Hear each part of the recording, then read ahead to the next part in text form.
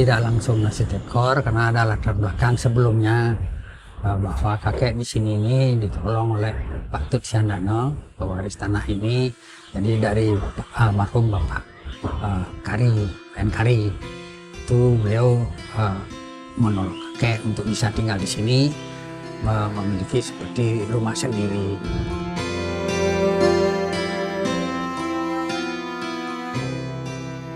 Kata-kata jualan warung menurut kakek itu adalah pesan, jangan bikin restoran, bikin warung.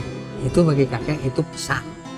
Apa meresapi apa sebenarnya yang dia tahu, sampai dia bilang jangan, itu kan berarti mungkin ada sesuatu.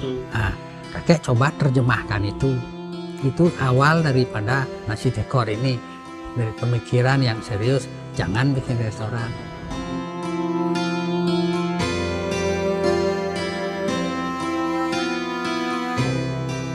Jadi pertama itu kakek mencoba bukan serius membuka warungnya, tetapi ingin menyambung hati supaya sama dengan pemilik, dengan yang memberi.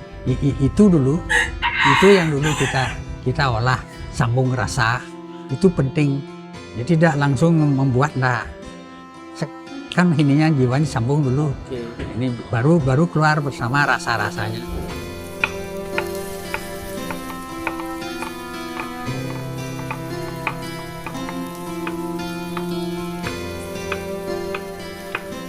Itu memang mencari rasa, ingin tahu, belajar. Kalau sekarang kita dari rumah mau ke mana, kan punya tujuan, itu yang penting. Anggaplah sekarang kita punya tujuan, bagaimana supaya melekat, enak, kan gitu, kan ada rasa. Kan itu dicari.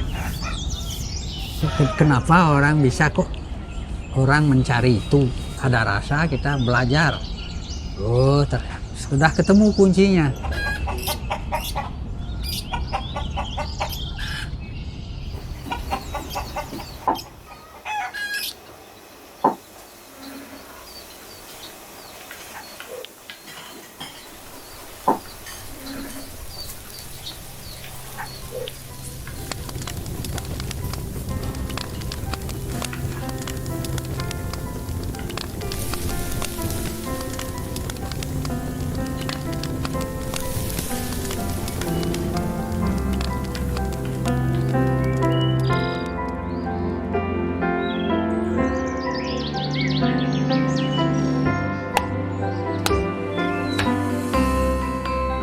Lama-lama kita memang harus berbeda, karena kalau umumnya orang laris di betutu, nanti ikut betutu, begitu umumnya.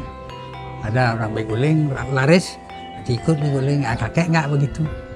Jadi mencoba tidak lepas dari tatanan Bali.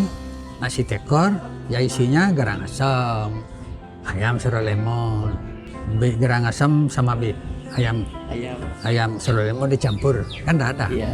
Nah, kakek itu yang kakek sih, biar tidak lari tapi harus berani berbeda. Itu namanya ciri khas. Iya, itu ciri khas. Ya, dia tidak akan khas lagi kalau orang lain sudah pakai. Bisa menjual 25.000 ini sebenarnya kan tidak banyak sesuai hitungan. Oke. Karena bahannya yang kalau boleh dibilang orang kelas gitu. Kelas. Kelihatannya aja ya pasar, tapi sebenarnya dia bahannya.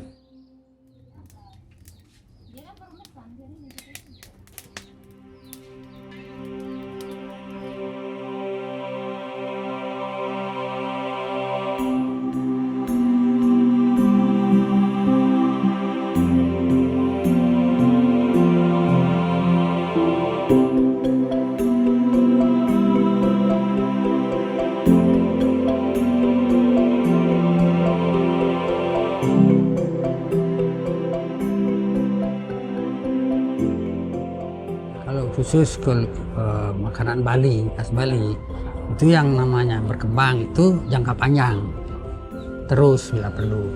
Karena kan sudah ada dasar masakan Bali, pakem sudah disiapkan. Cuman kita aja sekarang harus satu serius dan punya konsep. Itu ada konsep dan jangan sendiri. Kita kan banyak orang yang tahu benar-benar Bali ini bagian ini buat satu kelompok tip. Ada konsep yang jelas, artinya punya tujuan yang jelas gitu. Itu dulu. Persilahkan siapapun kakek mengundang orang-orang yang memang anak muda yang mau berbagi sama kakek, berbagi. Kakek bersedia. Dipanggil pun untuk ke suatu pertemuan bersedia untuk berbagi. Supaya anak-anak Bali, anak-anak muda ada yang meneruskan. Dengan yang pakemnya yang benar, kakek kan juga bisa belajar dari sana. Gitu harapan kakek.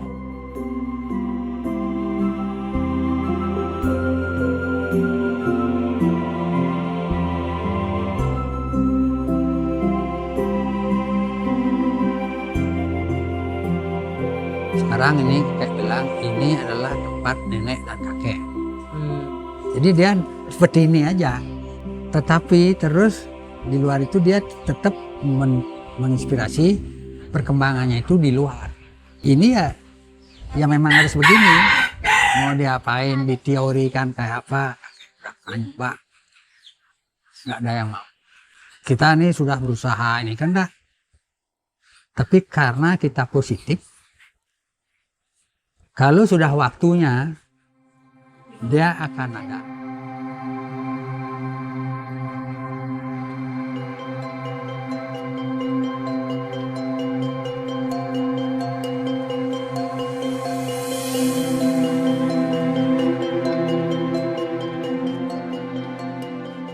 Karena banyak pelanggan, kakek belajar dan muter terus sampai tadi malam pun akhirnya terinspirasi kok tidak ada yang melestarikan boga, karena museum boga kan tidak ada.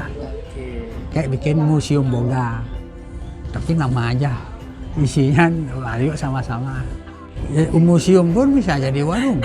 Misalnya kakek bilang museum boga, orang kan bisa makan juga. Nah, dia anak-anak muda siapa yang ngeh, ada orang tua, ada dari praktisi, dari pemerintah ngeh, barengin lah.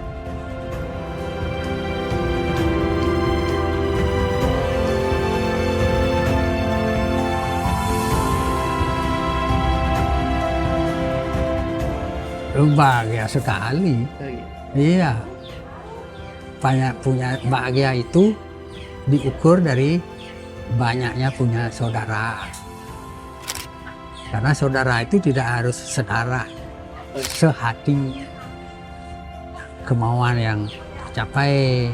Kan tidak harus punya mobil mewah tuh. Tapi rasa bisa beli, yakin itu. Karena hatinya punya tujuan yang jelas. Kakek kan punya tujuan yang jelas nih, sudah disiapin itu. Indah sekali kan? Bahagia.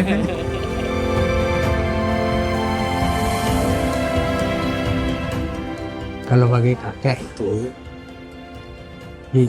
arti hidup itu sudah mendapat pengakuan. Terjemahkan banyak